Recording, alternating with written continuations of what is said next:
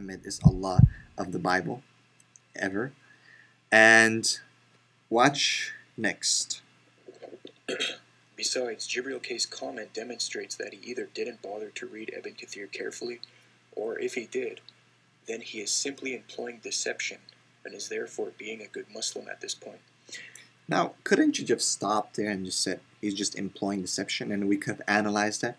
You have to say that I'm a good Muslim because I'm deceptive. Now, that's a very cheap shot. Why? Number one, because I'm not deceptive, and I've showed it throughout these videos.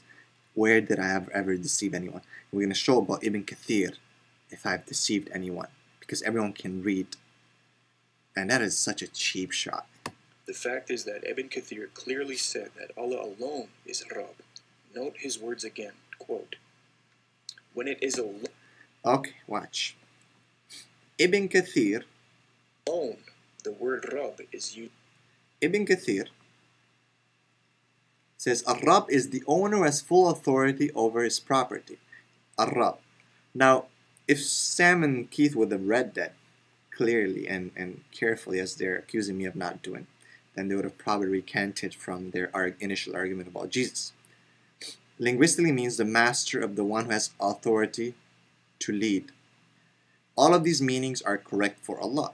When it is alone, the word Rabb is used only for Allah. Now, Ibn Kathir here, watch this. He doesn't give a reference to the Quran or anything, that he's talking about the Quran. So it is very ambiguous. I would assume that he's actually talking just about common day usage, that would be more appropriate to use Rabb only, but he does not make that as a, basically that everyone has to use only Rabb. As we've shown in my previous video, that in Surah Yusuf, Rabb, people are called Rabb. As we've shown that other things are called Rabb. But wait for a second. As for other than Allah, it can be used to say Rabbul Dar and so on and so forth, the master of such and such an object. So obviously he's talking here about what? He's talking about the language. Why? Because he's talking Rabbul Dar. Now, he does not give any quotation from the Quran. Further, was reported that Ar-Rabb, difference between Rabb and Ar-Rabb, is Allah's greatest name. Another cheap shot comes in right now from Sam. Only for Allah. Further, it was reported that Rabb is Allah's greatest name. Because Keith says Rabb, he's making a mistake. It's not. It's Ar-Rabb is Allah's greatest name. Further, it was reported that Rabb is Allah's greatest name. Ibn Kathir clearly says that when Rabb stands alone, it is only used for Allah. Therefore, Jibril K either didn't understand what he read, or is simply lying, plain and simple. This further... Or, the third option is that Sam really has no clue about Arabic, has no clue about what he's reading, and I'm not gonna go and play the same kind of, cheap game, calling him deceptive. He's just Sam. He just doesn't, he's just jumping to conclusions without being careful, without taking his time to really be careful. And I've used that in my previous videos. I said, Ibn Kathir's comment, it is his opinion. It is quite ambiguous, and that he's actually, and I would say from my standpoint, that he's really not talking about, in that case, the Quran, because he's not giving any example. And Ibn Kathir is a commentator in the Quran, a memorizer in the Quran, therefore he knows that there's other people called Rabb in the Quran. But if there are other individuals in the Quran that are called Rabb, then this only proves that both Allah and Muhammad are contradicting themselves. Wait a second, Keith. Hold on. Let's listen to who do you say first that claims that Rabb is used? Alone. The word Rabb is used. Said that Allah alone is Rabb. Note his a good Muslim at this point. The fact is that Ibn Kathir clearly said that Allah... Thank you for answering us our question. Ibn Kathir said. So now, do you want to redraw your statement back for a second? Let's listen. Ibn Kathir clearly says that when Rabb stands alone, it is only used for Allah. Therefore, Jibril K either didn't understand what he read, or is simply lying, plain and simple.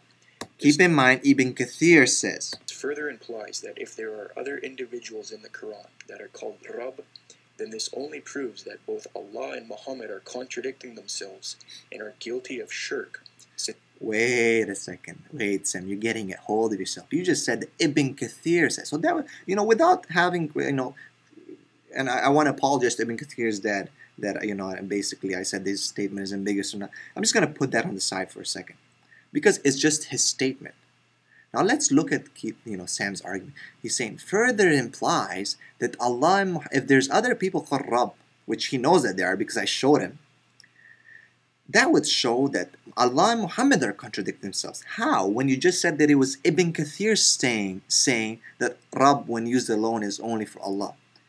Can you prove us that Allah and Muhammad sallallahu alayhi wasallam said Rabb is only for Allah? No one else will be called Rabb. Never in the Quran, anywhere.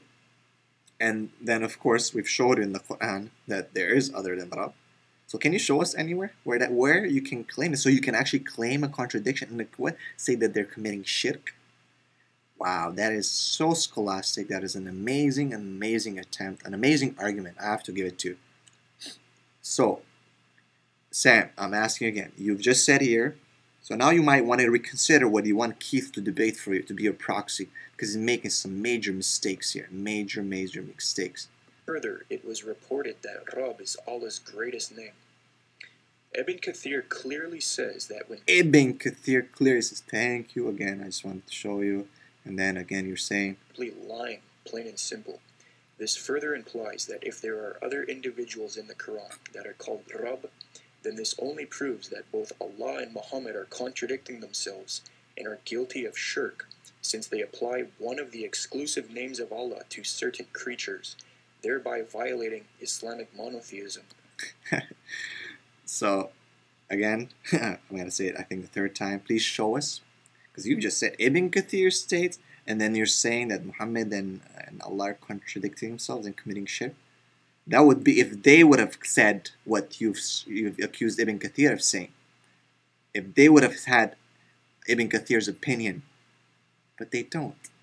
Prove to us, where does it say that? And that's why, further to enforce my initial statement about Ibn Kathir making basically a general statement about the usage of the word Rabb, because he does not give any proof from the Quran, any hadith or anything. It's his opinion, probably most likely about the word, the usage in language and in daily speaking. It would not be appropriate to call someone Rabb. It does not mean that it would cause shirk or anything like that.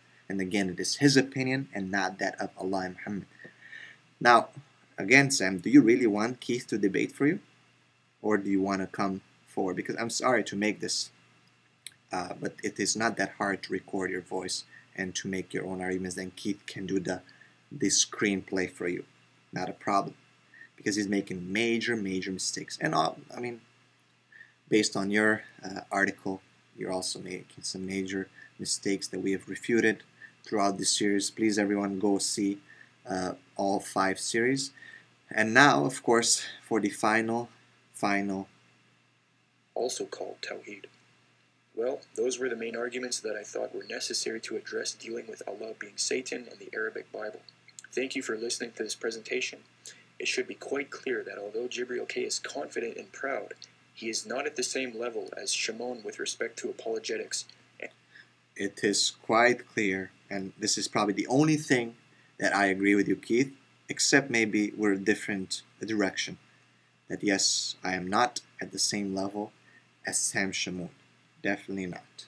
And I am sure, inshallah, that the people who are watching this will be able to understand the arguments, and they'll have their own brains and minds that God gave them, and they will be able to see the truth of all things. Assalamu alaikum.